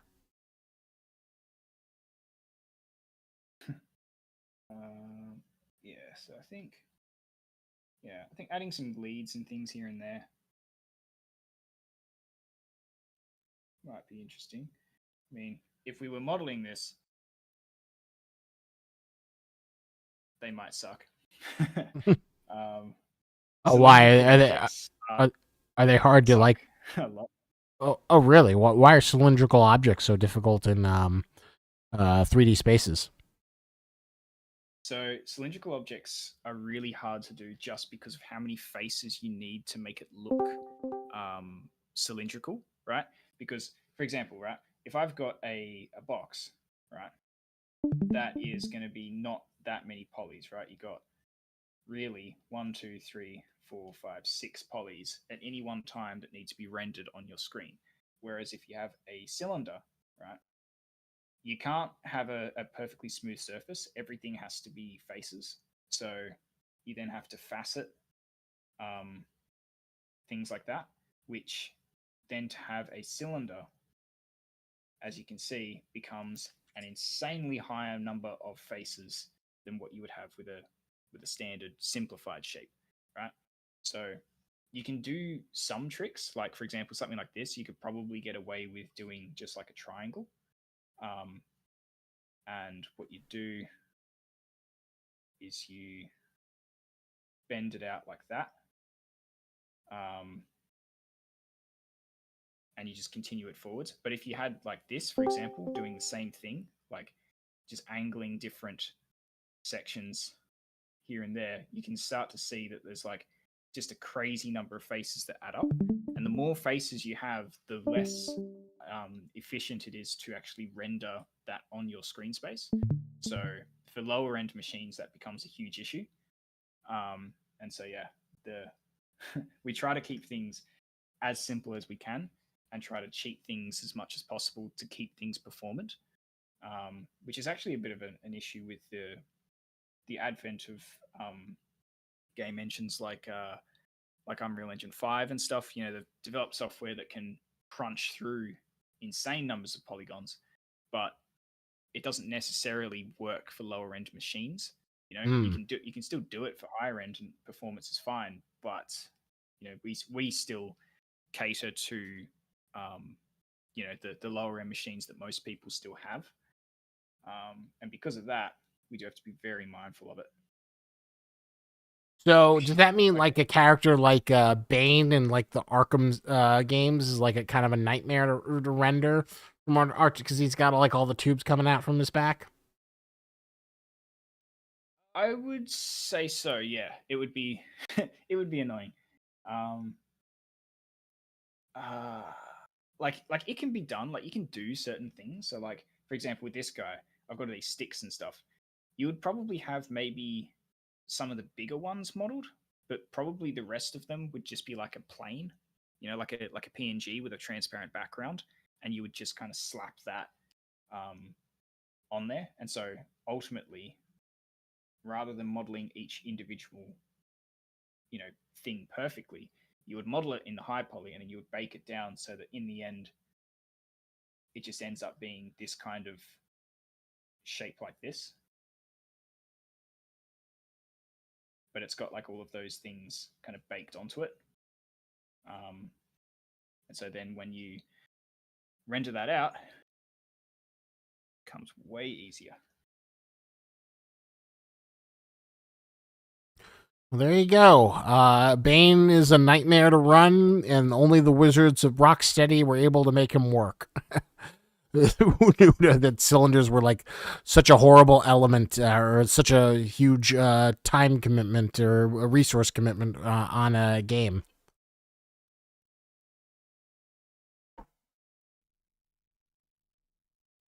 I'll look up quick reference here because I'm surprised at that. I'm not familiar with as much DJ equipment as I should be. So I will get you an image of a turntable. Yeah. Okay. All right. Yeah. Okay. Cool. Okay. I've got some ideas. Oh man, I can't believe you never saw DJ Hero. Yeah. I mean, I don't know. Just not. It's just one of those things, You don't really realize it until you've. Until you have to draw a evil raving scarecrow monster. Yeah. Okay. All right. I have an idea. All right. Instead of gloves, what we're going to do is we're going to actually weaponize some of this equipment. All right. So let's see. How can I approach this? Yeah. All right. What we'll do is maybe just for the gimmick, maybe this is not quite what we would actually do, but I'll give it a crack. Give him a. So I'll do the. I'll do like the disc that you put the records onto. I'll do that, and we'll kind of split that into a. Ooh, it'd be really maybe this is too old fashioned, but like, if its fingers were like record needles. Well, I guess do DJs run record tables? I guess they kind of do. Maybe. Here I am. I'm also ignorant of DJ stuff. So, see if we get little fibers and things. We'll see. See if we can kind of create this mangled, twisted, nasty, kind of blunt force weapon or blade like appendage. Ooh. Maybe that might be a good way to go.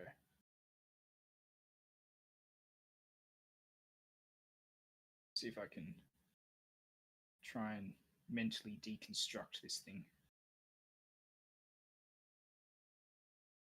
It's got these ribs along it. Kind of got this weird sort of dot texture. So there we go. The disc itself, it's got like a round bun kind of texture. I'll just crack it for the meantime. I'm not sure how these things would crack. I'm going to assume that they would kind of be similar to glass. Well, it could just be worn. Or you just assume that it's like, it cut some people up, and that's what it's cracked from all the horrible head slicings it's done. Yeah. let's see. Let's see how this turns out.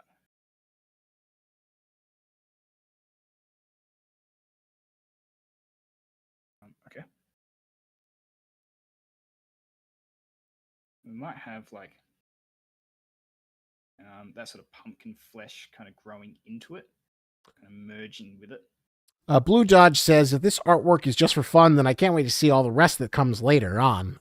Please check out the devlogs. There's a lot more artwork in that. And also check out our socials on Twitter, Facebook, our YouTube community tab. We often post artwork that is not, once I get the permission, that's when I usually post it out.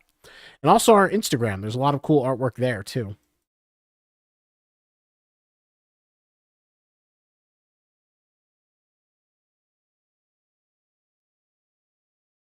Okay.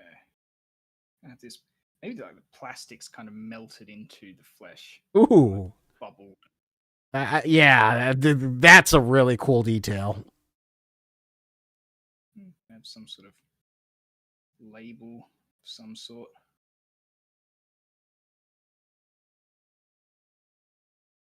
Whatever it is. Da-da-da.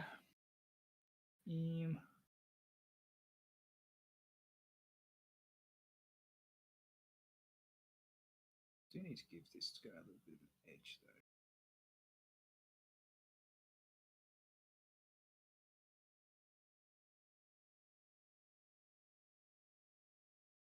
though. But not the best, but yeah. I think it's really cool. What's not working for you? That's okay. I think I'd probably want to refine it a bit more. But that's alright. It'll do. It just feels a little bit chaotic to me at the moment. But we'll see how it turns out when I get the rest of his forearm in. We'll add some buttons and things, of course. I might be able to kind of wrap it's like those square buttons, I suppose. See if I can kind of distort them in.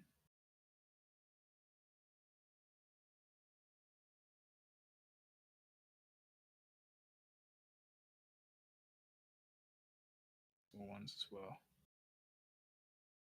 Kind of abstract it along. Yeah.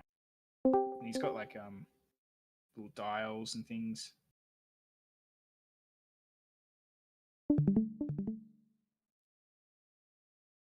These kind of just poking out of the flesh.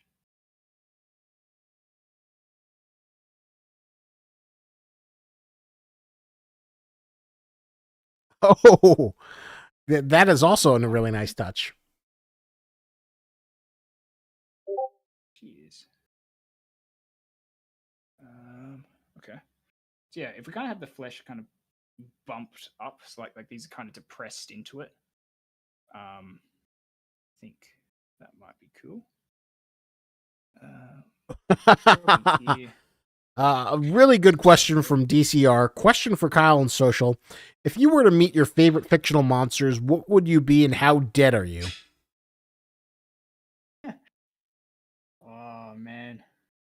Favorite monsters.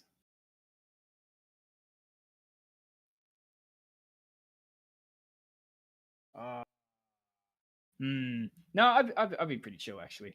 One of my favorite creatures, this actually goes back to like childhood stuff. I don't know if any of you have read the Del Toro Quest series. Oh, I've never heard of it.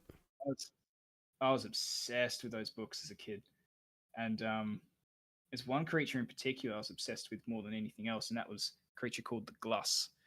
It's basically a giant slug, kind of crawls through this underground cabin. It's just like under the ocean, and the walls themselves have got this weird rock that if you sit against it, it like starts to encase you. So you can't stay still. You have to continually move, but the glass is constantly sort of hunting you through this space. It's extremely slow. But once it's got you, you're fucked. Like that's it. You're done. And so I was just obsessed with this creature because it was like it just played on such a simple mechanic, and it was essentially the Minotaur's maze, but it was slow. You always knew where it was because you could hear it, and it would just wait until you were thoroughly exhausted and had to sit, and you would either be encased and absorbed by the rock, or you would be killed and eaten by the creature itself. Um, so actually, maybe that doesn't bode very well. But Interesting. I mean, that was definitely one of my favorites. So I'd be pretty fit. I reckon I could withstand it for a bit, but ultimately everyone gets eaten. So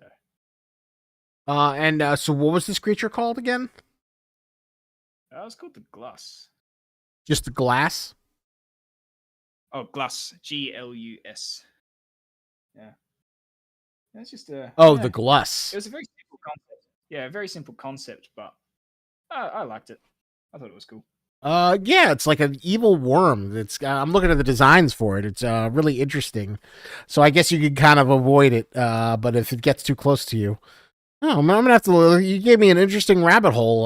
Like it seems like it was a really popular series that I'd never heard of. So now I'm more interested. Apparently, it was published by Scholastic too. Yeah, yeah. In fact, that the artist who worked on that stuff, Mark McBride, he was one of my main inspirations as a kid. Because it was one of the only books really that just had monsters and creatures, just really left field designs, just all over the top um, of these books. So I was just obsessed with it. I was like, yeah, that's fucking cool. And apparently, it got like an anime. It did. It wasn't very good, and they absolutely butchered the Gloss. I was so sad. I was so upset. Yeah. Two of my favorite monsters are the Xenomorph and Godzilla. So I'd be pretty dead. The Xenomorph is like terrifying. I think the scariest thing about the Xenomorph is how much it like blends into technology. So the nightmare would be like you're walking through a factory or an old building, and then the Xenomorph is like up in the rafters, and then it just gets you. So I think I'd be pretty screwed over.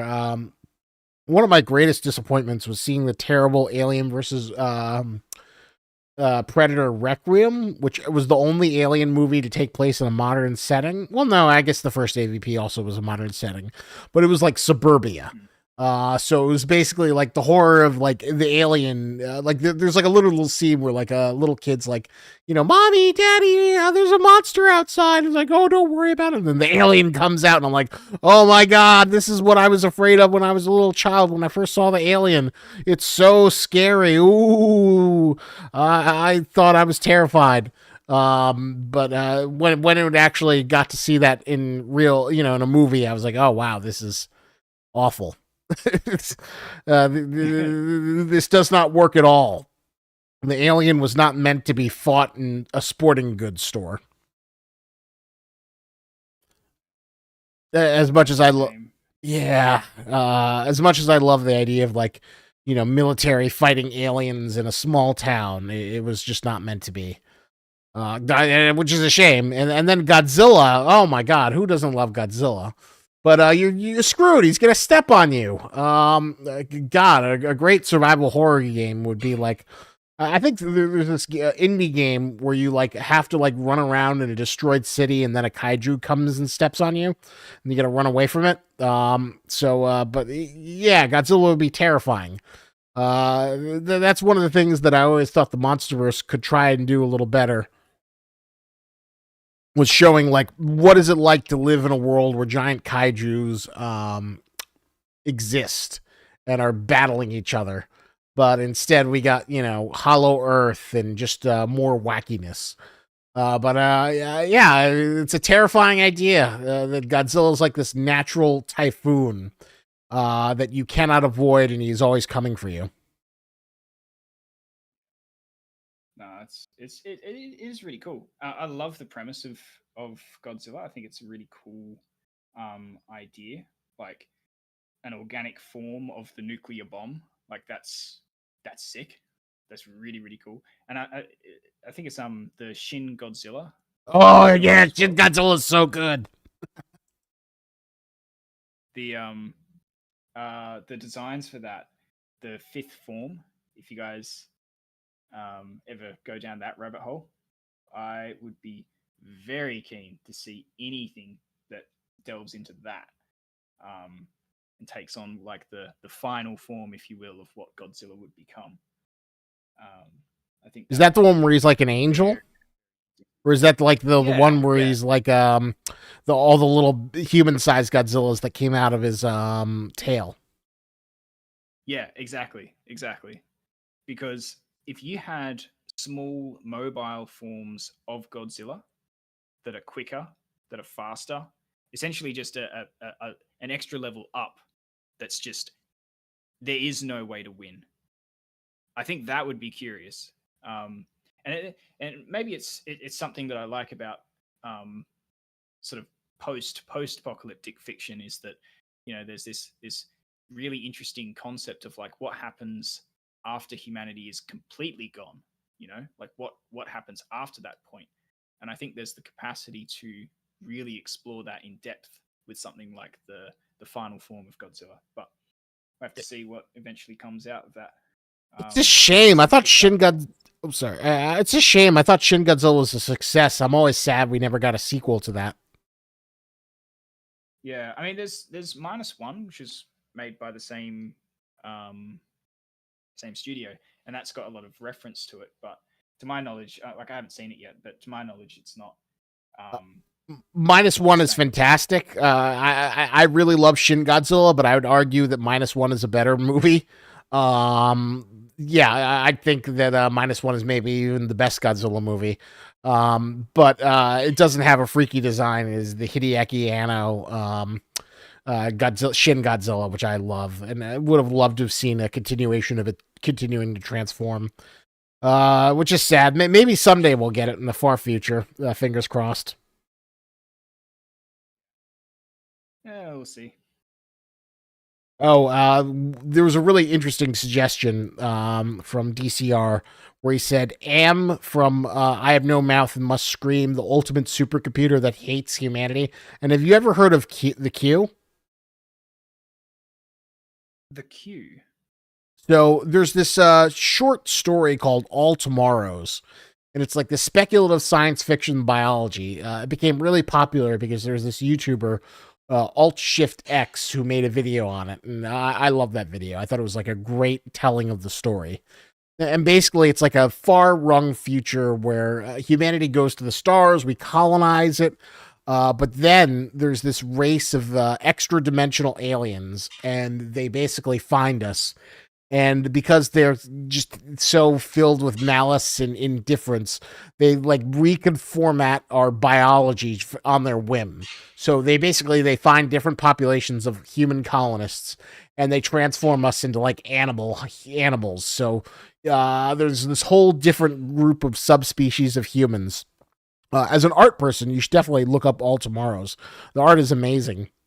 So like one people they turn them into like antelopes, another people they turn them into like bat creatures, another people they turn them into these sailfishers, and eventually they go through the galaxy and they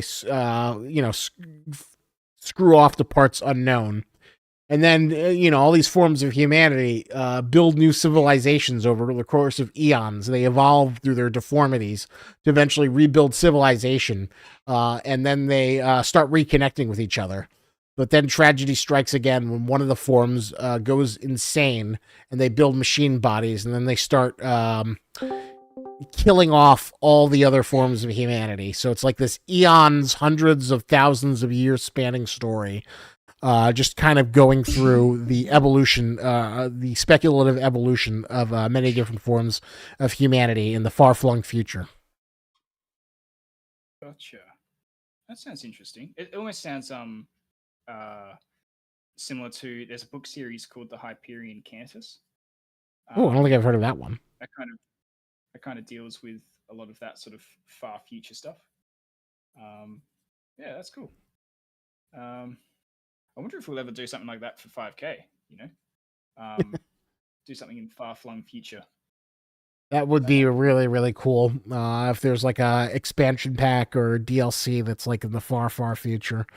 You never know. Never say never. Who knows? That would be a cool concept if you're like an alien in the far, far future, and you basically come to visit Earth after the Omni aside, and you kind of learn what happens while battling SCPs. Yeah.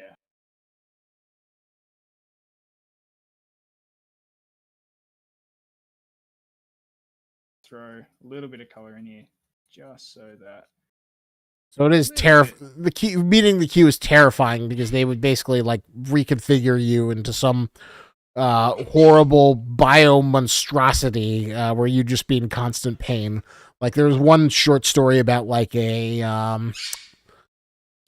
group of people who resisted them successfully 2 times, a colony of humans, and the Q were so pissed off when they finally overran them that they turned them into like living biofilters that all they could do was just process excrement from their ships. And then they were just kind of like forced to live in this like misery. And they were designed so well that they couldn't kill themselves or die. They just sat there processing excrement and feeding into each other. Awesome. All right. All right. So quickly throw in a little splash of color just to give a slight indication of what I was sort of thinking.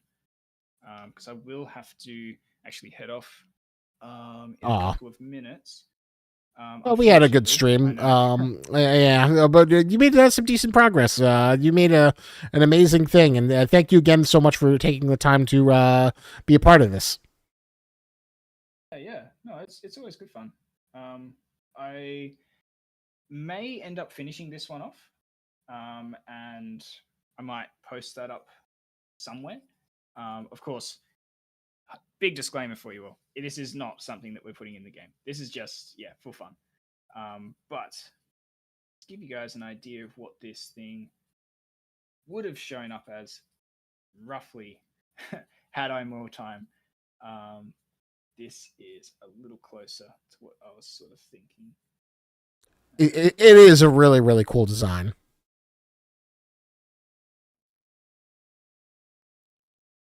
Let's get some of that kind of straw color going on.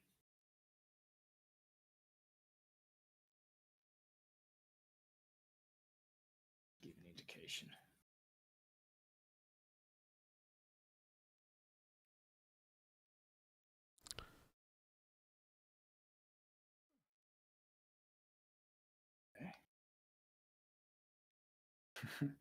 Well, I can't say I'm happy with the arm, but I'm happy with the rest of him. I think this bit. You don't like the disc slicer? I think it needs more work before I'd be totally happy with it.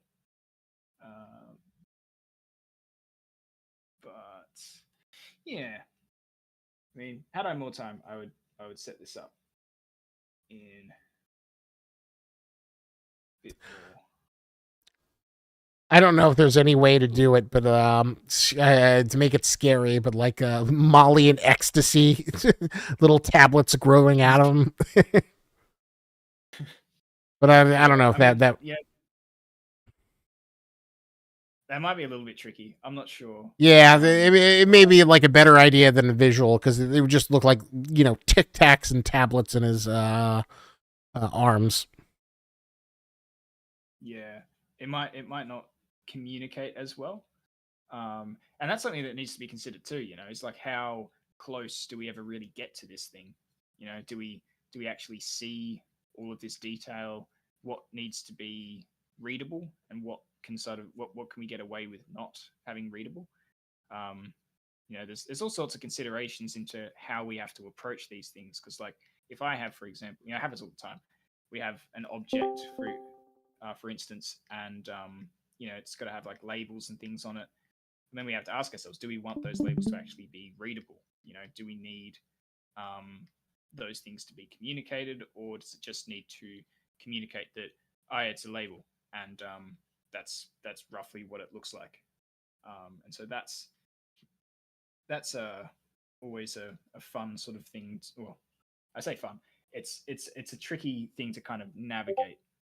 Um, Definitely poses a lot of design challenges and things to make considerations for. People are X3 says DJ Arm goes crazy, and people are saying banana, justice for Bananazilla.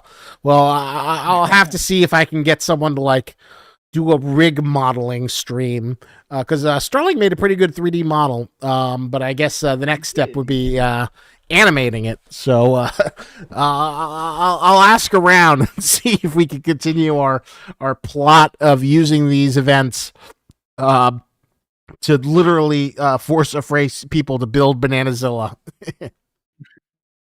Yeah. Nah, that'd be cool. I would like to see it. Because I think Sterling made a very, very good effort with that creature. It looks sick. I'm impressed.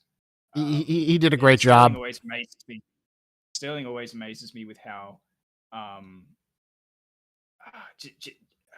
like he can just take a 2D concept, something like this, and then he can model it, and he can just translate it pretty much 100% perfectly, and it's phenomenal. You know, there's a few guys on the team that are like that, and it's phenomenal. It's an amazing skill to have, and it's something I'm incredibly jealous of. My 3D modeling skill is certainly not at that level yet. Do you ever spend time practicing 3D modeling? I've spent a bit of time, but not like a crazy amount. Hang on. I can't remember the shortcut. Because it does not seem like an easy skill, so it is very impressive to see it in action.